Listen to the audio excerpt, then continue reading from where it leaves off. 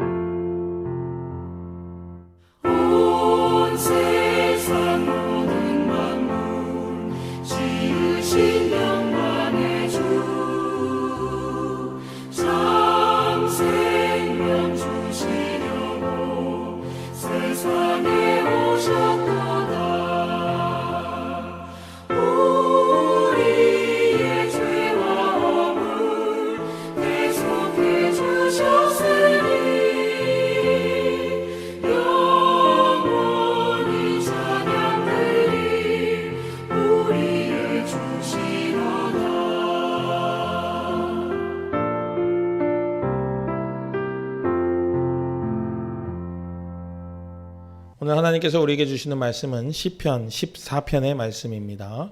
같이 합독해서 읽겠습니다. 어리석은 자는 그의 마음에 이르기를 하나님이 없다 하는도다. 그들은 부패하고 그 행실이 가증하니 선을 행하는 자가 없도다. 여호와께서 하늘에서 인생을 굽어 살피사 지각이 있어 하나님을 찾는 자가 있는가 보려 하신즉 다 치우쳐 함께 더러운 자가 되고 선을 행하는 자가 없으니 하나도 없도다. 죄악을 행하는 자는 다 무지하냐. 그들이 떡 먹듯이 내 백성을 먹으면서 여호와를 부르지 아니하는도다. 그러나 거기서 그들은 두려워하였으니 하나님이 의인의 세대에 계심이로다. 너희가 가난한 자의 계획을 부끄럽게 하나 오직 여호와는 그의 피난처가 되시도다. 이스라엘의 구원이 시온에서 나오기를 원하도다. 여호와께서 그의 백성을 포로된 곳에서 돌이키실 때에 야곱이 즐거워하고 이스라엘이 기뻐하리로다. 아멘. 여러분, 지혜와 지식의 차이를 알고 계십니까? 제가 지금부터 해드리는 이야기를 통해서 지혜와 지식의 차이를 좀 실감하실 수 있으면 좋겠습니다. 어떤 사람이 길을 가고 있는데 저 앞에 보니까 길쭉한 물체가 하나 떨어져 있었습니다. 그래서 그 사람이 그 물체에 다가갑니다. 그리고 그 물체를 딱 집어 들었더니 자세히 보니까 그 물체는 바로 못이었습니다. 그래서 그 못을 바라보고 이 사람이 집에 옷을 걸 때가 필요했는데 이 못을 벽에다가 박고 거기다가 옷을 걸면 되겠군 이렇게 생각하고 집으로 돌아가서 그 못을 벽에다 박고 거기다 옷을 걸었습니다. 이 이야기 속에서 우리는 지식과 지혜의 차이를 알게 됩니다. 이 이야기에서 어떤 사람이 주운 그 길쭉한 물체가 못이구나 하고 아는 것은 지식입니다. 그러나 그 못을 내가 옷걸이가 필요했는데 벽에다가 이 못을 박고 거기다 옷을 걸면 되겠구나 라고 생각하여서 삶에 이롭게 사용하는 것은 바로 지혜입니다.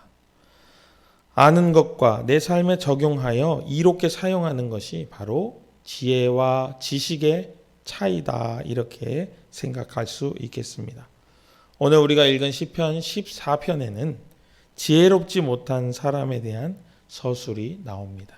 1절 말씀 여러분 같이 한번 읽어보겠습니다. 어리석은 자는 그의 마음에 이르기를 하나님이 없다 하시는도다. 하나님이 없다 하는도다. 그들은 부패하고 그 행실이 가증하니 선을 행하는 자가 없도다. 주어를 보시면은 어리석은 자라고 하고 있습니다. 지혜가 없어 어리석은 자입니다. 성경은 이 어리석은 자에 대해서 두 가지 측면에서 바라보고 있는데요. 그 첫 번째는 바로 어리석다 못해서 악한 사람입니다. 너무나도 지혜가 없음 뿐만 아니라 이제는 악하기까지 한 것이죠. 우리가 방금 읽은 1절에 등장하는 어리석은 사람은 그 지혜가 없는 것뿐만 아니라 악하기까지 한 모습을 우리에게 보여주고 있습니다. 대표적인 예를 사무엘하 13장에서 찾아볼 수 있겠는데요. 압살롬의 누이 다말이 자신을 겁탈하려는 암논을 향하여 한 말 속에서 이 어리석다라고 하는 표현이 오늘 1절의 어리석다라고 하는 표현과 연결이 되어 있습니다. 오늘 시편 1편의 말씀처럼 하나님이 없다고 생각하는 데서 기인하는 행동이 바로 암논이 다말을 겁탈하려고 했던 그 사건 속에 나오는 어리석음입니다. 하나님이 없다라고 생각하고 있는 거죠. 행동이 어리석고 행동이 기준이 없고 행동의 판단이 없는 것을 넘어서서 그 행동의 동기에서도 하나님의 존재를 인지하지 못하고 있다는 것을 우리는 금방 알 수가 있습니다. 만약에 하나님이 살아계시고 하나님이 정의로우신 분이고 하나님이 공의를 행하시는 분이라는 사실을 알았더라면 암논은 아마 다말을 범하는 일에 대해서 행동하지 않았을 수도 있습니다. 바꿔 말하면은 어리석다 그 말 속에는 오늘 1절이 말씀하는 바와 같이 하나님을 인지하지 못하여 어리석은 것입니다. 그런데 우리가 사용하는 죄라고 하는 말이 하마르티아라고 하는데 이 죄라고 하는 말이 가지고 있는 뜻이 빗나가다라는 뜻입니다. 하마르티아가 빗나가다라는 의미를 내포하고 있는데 그것은 바로 절대 선이시고 완전한 선이신 하나님께로 향하여 하는 우리 인생이 빗나가서 죄에 이르게 됨을 우리에게 알려주는 것처럼 이 암논이 한 일은 하나님에게서 벗어나서 선에게서 벗어나서 악을 향하고 있습니다. 그런데 그 악을 행하게 된 이유가 하나님에 대한 무지에서 오는 하나님의 존재 부정에서 오는 그런 행동이었기 때문에 어리석다 못해 악한 사람으로 분류가 되는 것입니다. 두 번째는 지혜와 지식을 멀리하여서 어리석은 자입니다. 어떻게 보면 이 첫 번째와 두 번째가 같은 이야기처럼 보일 수 있는데요.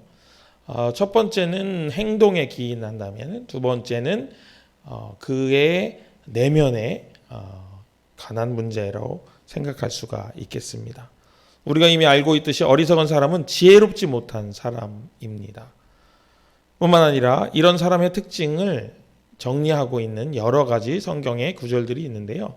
특별히 오늘은 잠언만 제가 정리해서 좀 말씀드리려고 하는데, 잠언만 정리해도 이 어리석다라고 하는 실제적인, 어리석은 자라고 하는 실제적인 표현과 결부되어 있는 특징만을 뽑았는데도 벌써 9가지의 특징이 드러나게 됩니다.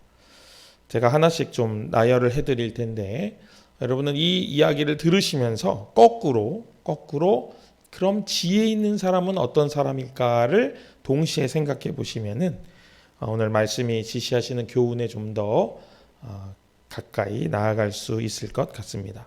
첫 번째는 잠언 1장 7절에 나오는데요. 지혜와 훈계를 멸시하는 자가 어리석은 자다, 이렇게 이야기합니다. 또 두 번째는 같은 1장의 22절에 나오는데 지식을 미워한다, 이렇게 말합니다. 이 두 가지 특징은 지혜와 훈계, 지식을 미워하는, 그러니까 배우는 것과 자신의 행동 수정을 요구하는 일에 대하여서 그것을 미워하고 불편해하는 거예요. 그래서 행동의 수정이 일어나지 않는, 바꿔 말하면 반성이 없는, 또 회고가 없는 그런 인생이 어리석다 하는 것입니다. 또 잠언 12장 16절에는 분노를 당장에 나타내는 자가 어리석은 자다라고 하는 거죠. 그래서 마음에 여유가 없고 어떤 일에 대하여서 빠르게 판단을 하는데 그 판단이 잘못되어서 분노로 표출되는 이런 어리석음을 보여주고 있습니다. 또 14장 3절에 보면은 교만하다라고 합니다. 앞에도 잠깐 말씀드렸습니다만 하나님을 인지하지 못하고 자신의 교만을 드러내는 것이죠. 또 15장 5절에는 아버지의 훈계를 업신여기고 15장 20절에는 어머니를 멸시하는 부모, 자신을 이 세상에 태어나서부터 가장 첫 번째로 만나게 되는 스승인 부모의 훈계와 부모의 가르침을 멸시하는 자, 그런 사람이 어리석은 자다 하는 것입니다. 또한 18장 13절에 보면 문제를 다 듣기도 전에 대답하는 자, 어리석은 자입니다. 또한 20장 3절에는 자기가 참견하지 않아도 될 일에 참견하는 자, 스스로 아는 체하며 참견하는 자가 어리석은 자다라고 이야기합니다. 또한 마지막 9번째로 30장 32절에 스스로를 높이는 자다, 이렇게 이야기를 하고 있습니다. 잠언에만 나오는 어리석은 자의 특징을 쭉 살펴보았는데요. 여러분, 이에 반대로 행할 수 있다면은 우리는 아마 지혜로운 사람이 될 것입니다. 지혜와 훈계를 기뻐하고 지식을 기뻐하며 또 분노 내기를 쉬고 또 교만하지 아니하고 어미와 아비의 훈계를 기뻐하며 또 문제를 끝까지 경청하여 심사숙고하여 대답하는 자세, 그리고 다른 사람의 일에 쉽게 참견하지 않는 사람, 그리고 스스로를 낮출 줄 아는 사람이 바로 지혜로운 사람이다 하겠습니다. 오늘 우리는 시편 14편에서 어리석은 자의 모습을 보면서 오히려 반면교사의 역할로서 이 어리석은 자를 규정하고 지혜로운 사람으로 나아가는 방법에 대해서 우리가 좀 구체적으로 살펴보았는데요. 이렇게 우리가 말씀을 생각해 보면서 또 한 가지 기억이 나는 것은 예수님의 또 다른 이름입니다. 예수님의 또 다른 이름은 로고스, 여러분이 잘 아시는 말씀이죠. 바로 말씀이 예수님. 다시 말하면 말씀을 붙잡는 자가 예수님을 붙잡는 자, 곧 지혜를 붙잡는 자는 예수님을 붙잡는 자다 하는 것입니다. 오늘 하루 하나님께 속하시고 지혜와 훈계를 기뻐하시며 분노 내기를 더디하시고 또 스스로를 낮추어 지혜로운 시간들로 오늘 하루를 채워가시는 귀하신 주님의 권속 되시기를 주님의 이름으로 축복합니다. 기도하겠습니다. 은혜로우신 하나님 아버지, 오늘 어리석은 자에 대한 말씀과 묵상을 같이 나누었습니다.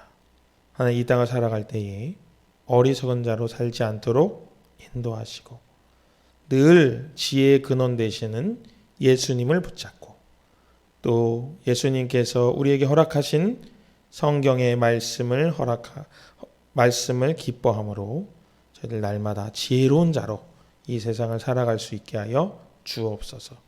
오직 아름다우신 주님의 덕에 힘입어 하루하루를 매 순간순간을 지혜로 채워나가고 나의 생각과 나의 기분과 나의 욕심에 휘둘리지 않도록 인도하여 주옵소서.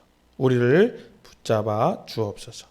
우리가 더욱더 주님을 붙잡기를 소망하오니 우리의 소원이 이루어지게 하여 주옵소서. 모든 것 더하시며 우리의 영원한 지혜가 되어 주시고 후히 주시고 꾸짖지 아니하시는 예수님의 이름으로 기도합니다. 아멘. 하늘에 계신 우리 아버지여, 이름이 거룩히 여김을 받으시오며 나라의 임하옵시며 뜻이 하늘에서 이룬 것 같이 땅에서도 이루어지이다. 오늘날 우리에게 일용할 양식을 주옵시고 우리가 우리에게 죄진 자를 사하여 준 것 같이 우리 죄를 사하여 주옵시고 우리를 시험에 들게 하지 마옵시고 다만 악에서 구하옵소서. 대개 나라와 권세와 영광이 아버지께 영원히 있사옵나이다. 아멘.